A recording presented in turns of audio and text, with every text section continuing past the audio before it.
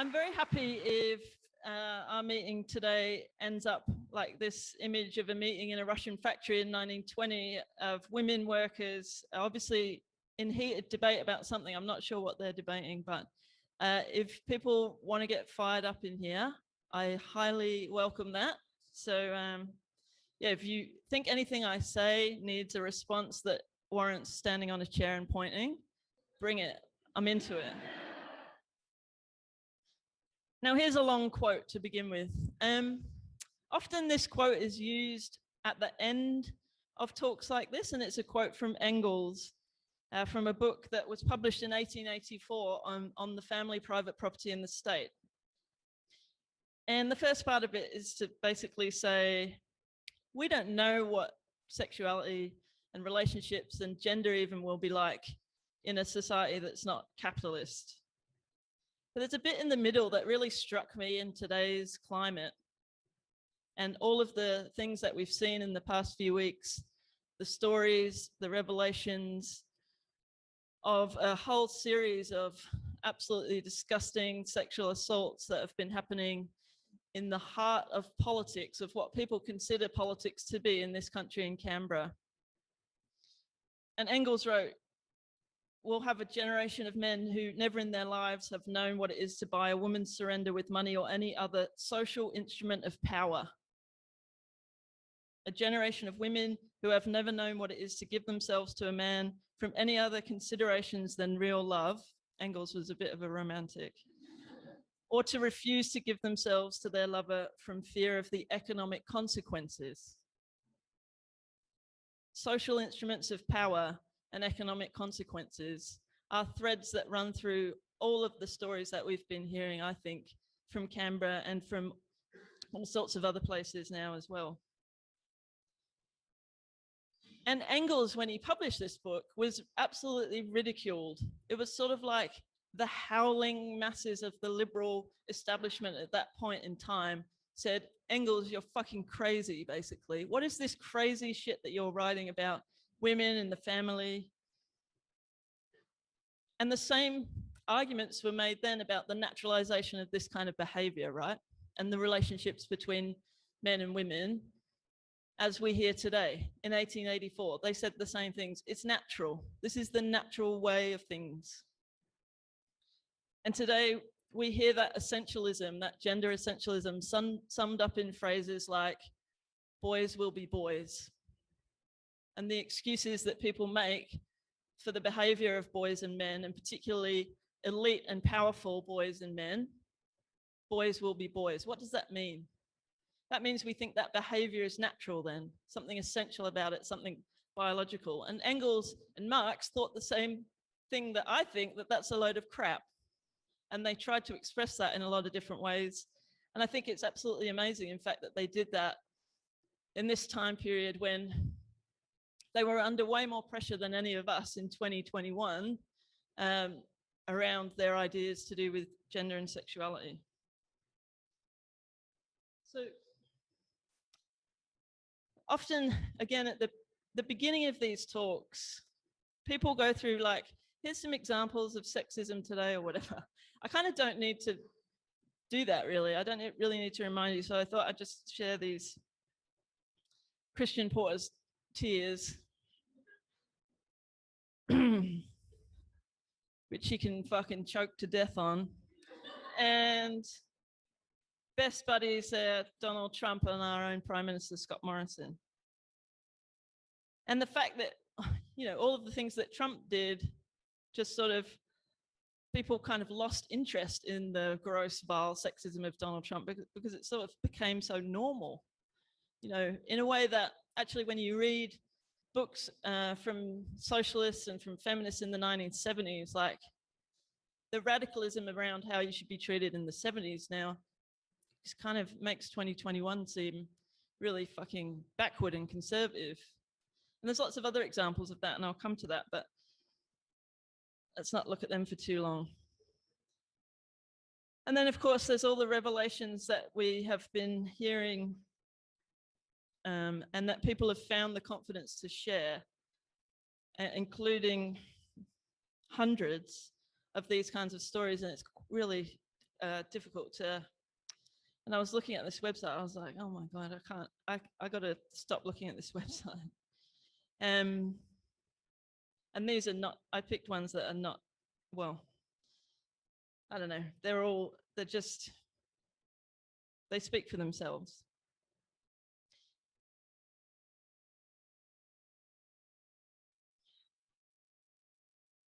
And we also have data. We have like a shit ton of data as well as people's stories. We have survey after survey. And if we're talking about sexuality and gender identity, we keep doing the same surveys and they keep telling us the same thing. If you have a sexuality that's not heterosexuality, or even if you're perceived to be not heterosexual, and if you have a gender identity that doesn't conform to all of these restraints, gender normative behavior, if you're gender non-conforming, which let's all please be that, then you are subject to bullying, harassment, discrimination, prejudice. You feel uncomfortable or unsafe at school in most cases. You feel unsafe or uncomfortable at work. You don't hear stories about yourself, you don't see yourself, and you probably have experienced some form of actual harassment. And I remember thinking when we started Safe Schools in 2010, like, how many times do you just have to keep waving this evidence in the face of people? And I think a lot of the young people who were shocked at the backlash against Safe Schools thought that same thing. Like, how can politicians be so heartless? How can so many people who could do something about this, our school principal, our local councillors, who have this evidence and they know about suicide rates and they know actually it's not some dramatic thing to try to make that slightly better, and they don't do anything. And people say it makes no sense. It makes no sense that they won't fucking do anything. People are killing themselves. It's awful. And so this talk is partly answering that question as well. Why don't they do anything about it? In fact, why do they continue to create those conditions? There's another parade of scumbags. I stopped adding photos of these scumbags because there's like a new one every day. But just a couple of my personal adversaries, pretty shit adversaries really, but George Christensen and Corey Bernardi, who were massively agitated around Safe Schools, Erica Betts, who's been making comments recently, and then the Defence Minister, because I just wanted to include, and I'm sure we'll talk about this a bit, but it's not just men who are sexist scumbags or homophobes or transphobes, and it's not just straight people actually. One of the worst people around Safe Schools was gay Liberal MP Tim Wilson, who really tried to get me sacked before anyone else did, and yeah, led the way as a gay man in saying what was so wrong with Safe Schools. The parade of scumbags. Okay, well, this is a nicer image, and I guess it's the beginning of explaining how we find out what's at the roots of this oppression. So Marxism is a theory that says, through the whole of history, the way that life has been organized and society has been organized has changed, and it's changed dramatically. And in order to try to figure out why things are how they are today, and why the kind of ideas that get generated and spread and shared and become so powerful in society get to be so powerful, we have to dig beneath those ideas and say, what's the material basis of that society? And that means going back to the very basics of how do people get the things they need to survive? And how are those things produced? And you'll hear that talked about a lot at this conference, so I'm not the first person to talk about it. But it's really interesting. You don't have to look too far to find examples of history, and I encourage people to think critically about the history you read as well, and the archaeology and the reports and the science that's put forward, like evolutionary psychology and pseudoscience like that, I would call it. Because there's no such thing as neutral science or neutral history. So as Marxists, we've also had to, I say, dig a bit deeper in relation to archaeology, and it's a bad pun, but we've had to scratch the surface. No, okay. But we look for evidence that shows us things like this that was found recently, actually, a burial pit with probably they estimate she was 17 to 19 years old, a young woman who was buried with her own set of stone tools that were used for big game hunting. 4 spear points that she would have hurled at these things that are like a sort of llama version of a llama. But what this means is, so you might remember the llama from this session. What this means is that whole narrative of history saying hunters and gatherers and men did the hunting and all this kind of crap. Like, it's not true. The evidence doesn't suggest that. There's plenty of alternative societies. You just have to look for them and understand and interpret. And imagine being a fucking 18-year-old young woman throwing spears at llamas, and then make Christian Porter the llama. And so we get to the point then, through looking at that history, of understanding that we're in a time period now, and it's a very short period of history that's been named capitalism. It's a tiny fucking dot in the history of humanity, and we're in it, and we're going to have to be the ones who do something about it, because it's a shit moment in history, capitalism. And if we want to sum up what that moment in history is, it's to say that there's a small group of people who compete with each other to extract surplus value or profits from the mass of the rest of us, the working class. And that everything we need to live in this society, so again, how do we produce what we need, comes from people trying to make profit out of producing those things, not helping people live better lives. And so our class position in that system shapes every aspect of our lives and every other social relationship that we have. So even if we wanted to kind of have different relationships, and we can and we do and we can try, we kind of can't escape that central dynamic that's shaped by our class position. And so all the other constructions, I think, can be understood through that. So our genders and our sexualities included. Now, I've come up with a fancy new graphic that's a first for Marxism conferences. I think it's really useful, and I'll explain it a bit more.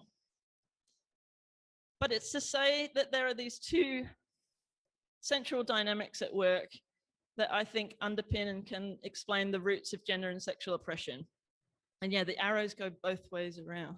So there's exploitation at work, and I'll talk about that, and there's oppression at home. And so there's production and profit, and there's reproduction and the family. And that those two central structural features of capitalism then influence a whole set of gendered ideas and stereotypes and expectations that also shape the decisions we are forced to make or choose to make or think that we make by choice of how to live in our relationship with others, which then feeds back into those same two central dynamics about work and about home and the family. So I'm going to start with exploitation at work. Ooh, you might not be able to see these graphs at the back, but don't worry, it's stats. And I believe these stats because they're collected by agencies that don't have an interest in distorting the reality of these statistics, because they'd actually prefer them not to be like this. So for example, what we know at work is that there's a gender pay gap. And the gender pay gap is currently 15%, and it goes sort of up and down, fluctuates between 15 and 20%. And we know that there was some celebration, or not celebration, there was a marking of the fact that it's been more than 50 years since we had a law that said you're not allowed to pay women and men differently at work. More than 50 years, right? And this gender pay gap continues to exist. In full-time work, the gender pay gap means that men earn nearly $27,000 a year more than women working full-time. And for women who've had children over their lifetime, 2 equivalent people with university degrees, the man would earn 3.3 million on average, and the woman would earn 1.8 million over her lifetime. That's a shit ton of money that women don't have. But then who does end up with that money that is not paid to women? And if you calculate it, if you sort of added up that pay gap with every single woman and the money that they're not paid, and then thought about how much is going into the pockets of the bosses and the managers and the shareholders, you can see that that's a pretty good business rationale for the ruling class and the bosses to try to maintain that pay gap and actually to grow it as much as possible and to put pressure on it at all times and to not really investigate it properly or whatever. So every dollar they don't pay women ends up in their bank accounts. And we also know that it's even greater in particular concentrations of industry and occupation that women dominate. And so that's what that graph with the dots and whatnot means. Basically, the more women are employed in an industry, the lower the pay is overall. So there you get whole sections of industry where bosses know they can make more money because it's mostly women in the workforce. And partly if you go back to that kind of cycle of where the ideas come from as well, the ideology around women just love to care for people and they're happy to be nurses and whatever, and therefore they're not as concerned about how much they get paid, feeds in and supports that, and then is reinforced by by the fact that they don't earn as much, and that's not really changing. So it's devalued work, right? So it provides massive financial gains for the rich, and it means that even if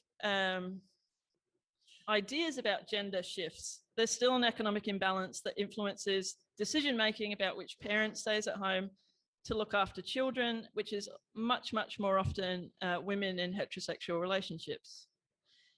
And it also affects whether people leave relationships that they don't want to be in, unhealthy relationships. And it's sort of really obvious how many of them exist in society. So that's one aspect. Then there's the family. Oh, that's a nicer family. Hey, I got to have Leo in my slides. And here's some other graphics. So we're all taught, and there's a very strong set of ideas about family being the most important thing in our lives. It's really drummed in.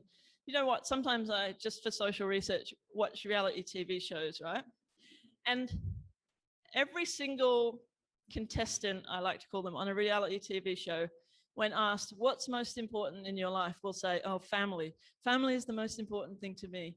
And I don't think it's because they're making that up. I don't think it's not genuine, but it's just like, Jesus, this really is such a dominant idea. And for somebody to say, oh, I don't give a shit about family. I don't give a shit about my family. Fucking, I don't want a family. People would find that, like, imagine if you work, like, going into your tea break room or whatever and saying, fucking family, fuck that shit. I mean, sometimes if people are having a bad day, they say it, but they're like, no, but deep down, family is the most important. It's an extremely powerful ideology, right? Every children's bloody book, I know more about that now. Politicians can say, I want to spend more time with my family, and everyone's like, oh, good, yep, great, legit. So I'm not going to actually argue, it may surprise you, that it's radical to be anti-family, because actually I don't think it is. But we can have a radical critique of the family and the way that it operates in capitalism. And we can think of much less rigid ways to think about family and kinship and how human beings like to relate to each other, which I think is totally fine. So why is the family so important to capitalism? Well, it's been required a particular type of reproductive family in two senses. Families reproduce people who are fit to work. Are you fit to work? Well, then you shouldn't be claiming that benefit. No. Workers who are ready to go into workplaces, do the job, get paid a fraction of the value that they produce, and the boss gets to take the rest. Those people need to be housed and fed and clothed and sleep somewhere, and that's in houses with their families, and that's actually more and more the only affordable thing to do as well.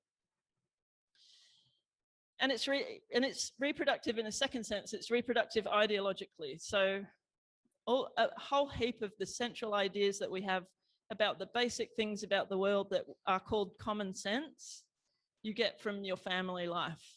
And you pass them on to your family, even if you're not consciously doing it. And most of it is not some conscious, I'm going to indoctrinate my children with ideas about discipline or whatever. It's no, stop fucking playing with that thing. Come over here, do what you're told. And a heap of those ideas are about gender and sexuality and relationships, how to fit into society, the pressure to fit in with all of the ideas that help capitalism continue to exploit people. And school backs up all of those ideas, and schools and family work together as two kind of ideological units. Families also look after people with disabilities, and that's increasingly privatized through NDIS and put back into the home. Older people, and if you can't look after your older people at home, then you have to pay for them to be looked after by someone else with your money or the money that they've spent their whole life earning, whatever.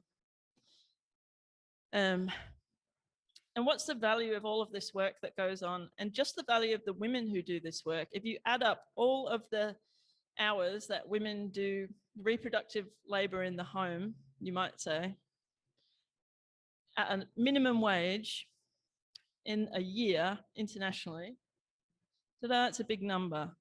It's 10.9 trillion US dollars. So again, who benefits from that? The capitalist system, the people at the top, the managers, the bosses, the ruling class. Cha-ching, that's a big fucking cha-ching, 10.9 trillion. I got the zeros right on that number, dollars. So traditional family values, you hear a lot about, and you've heard a lot about from the same politicians now who are having all these revelations about their disgusting fucking behavior. There seems to be a correlation between the people who've been the most family values and the ones who are now getting caught out having been the most disgustingly sexist. But it's not just the far right who talk about family values and mean really the same thing. It's the Labor Party, working families. The Greens talk about working families. It's the same set of ideas, just used in a slightly different way, because the Liberals, the Australian Conservatives, the Labor Party, the Greens are all for capitalism staying pretty much the same way as it is. And homophobia stems from all of this. Transphobia, sexism also act as a form of social control. And I don't have heaps of time to talk about this, but like the idea that, we should be so focused on our genders and sexualities and how we enact them and what our relationships are like and all of those kind of things. And there's so much that swirls around really on that. Means that you're not thinking, oh, the system is fucked and I'm gonna like organize with my work weights and do something about it. Actually, I'm like being homophobically bullied at work and I've got to deal with that, or by my boss potentially, which has happened to me, or just worrying about all of that kind of stuff, and the level of anxiety that people have and young people have now about relationships and sexuality and gender identity means that you're doing that and not thinking about tearing the fucking guts out of the system. So that's handy as well, right, for the capitalist class. And families might be adaptable, and sometimes people will say, yeah, but there's same-sex parented families and there's diverse families today, but like you still actually have to do all the same bloody work. I mean, yeah, you don't get a childcare discount because you're a lesbian. I tried, but but it's still, you have to do the same things. It's still just as tiring and hard, and you're still responsible for your family in the same way, right? So it doesn't actually make, the family is flexible enough, but as long as it's doing what it's supposed to be doing to benefit capitalism. And so the ideas that we have all relate to these core structures of exploitation at work and the institution of the family. And we can understand that which makes it so frustrating when the response to what has been going on in Parliament, and even by people who consider themselves progressive and left-wing, is we need to raise more awareness about sexism or sexist behavior. We need to educate people better. We need to train them how to be empathic when they're actually a psychopathic, fucking ruling class, bigoted, sexist fucker, man or woman or any gender, you know, they're not going to be trained to be empathic. Like, what kind of crazy idea is that? But it's a comfortable idea, right? It's a comfortable idea to say, there's all of this sexism going on. If only we explained it to people and it was sexist.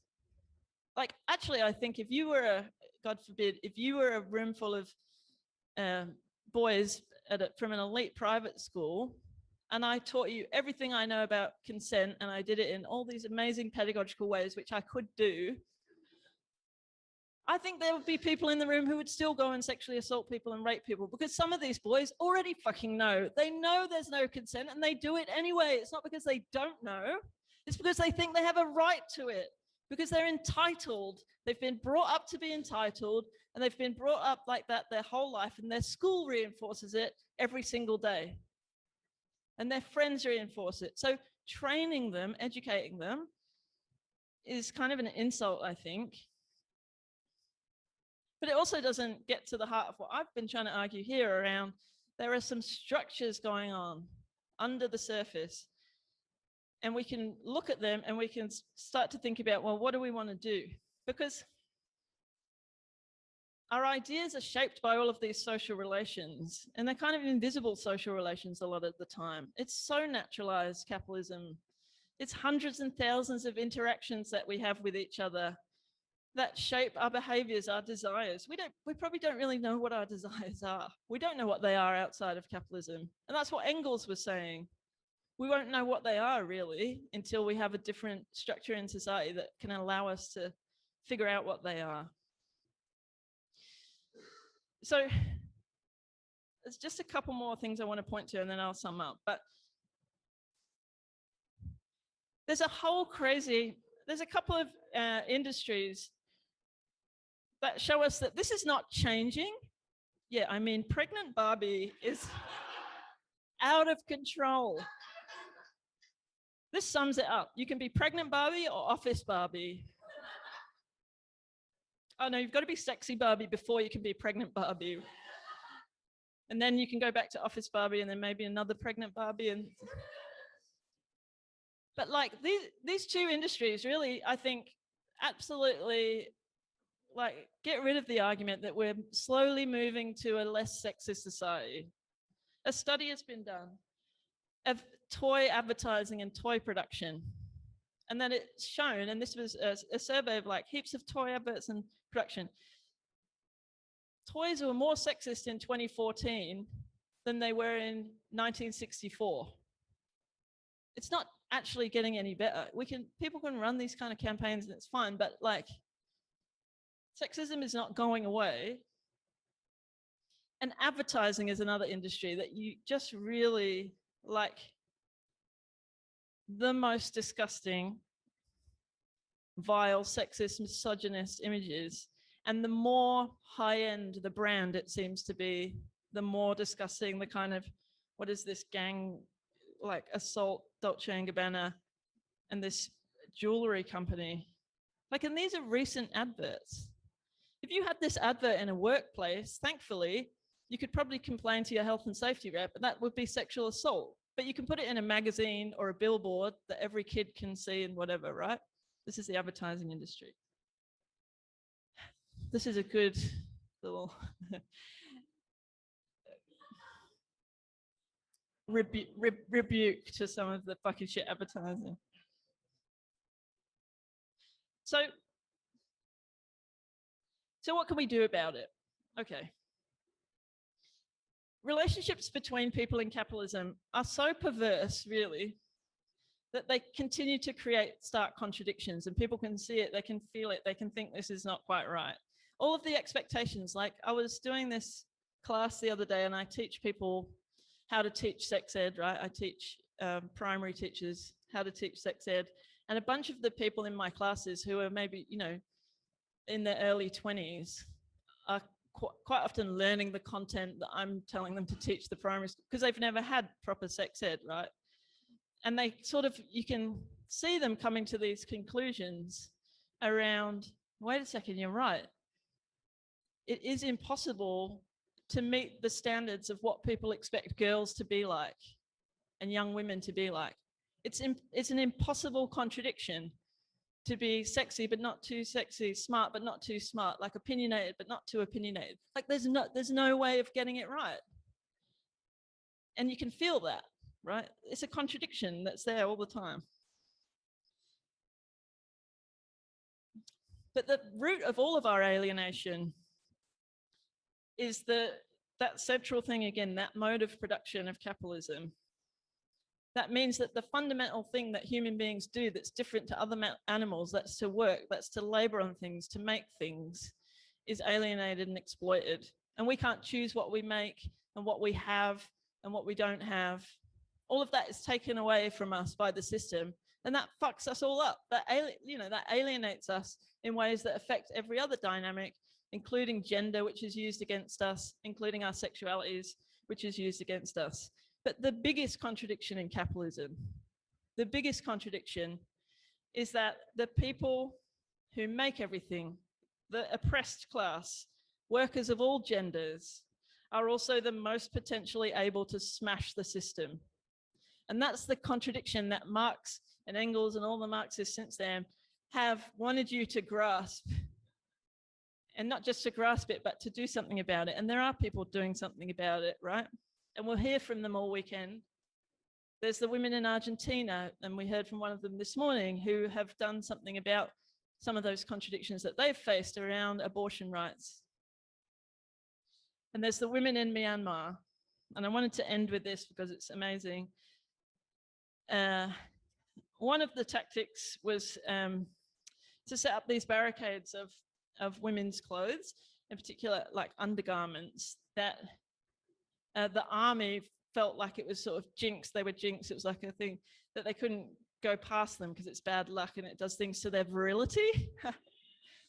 So they covered all the streets with these clothes, and then the army just actually stopped, right, for a while because they didn't want to. It's fantastic, ingenious, creative. And women's labor unions and garment workers organized, and they are grasping at that contradiction and realizing that they have a lot of power, not just in the streets, but by walking out of the factories, by stopping that creation of value, of profits. And they're starting to use that power. And the more they organize with other workers, and not just women, they're going and trying to get the men to come out on strike with them, that they can really start to feel that power having some effect.